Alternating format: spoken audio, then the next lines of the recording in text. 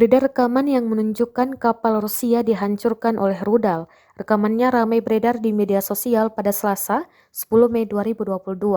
Dikutip dari The Sun, kapal parade Vladimir Putin yang dia gunakan untuk memeriksa armadanya dilenyapkan dengan bom yang diluncurkan dari pesawat tak berawak.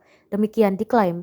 Rekaman dramatis menunjukkan saat kapal patroli kelas Raptor ditabrak dan terbakar di dekat Pulau Ular di Laut Hitam ketika mencoba mengirimkan pasokan ke pasukan yang ditempatkan di sana. Tiran Rusia telah menggunakan kapal semacam itu dengan penunjukan 001 untuk inspeksi armada di Sevastopol dan Saint Petersburg.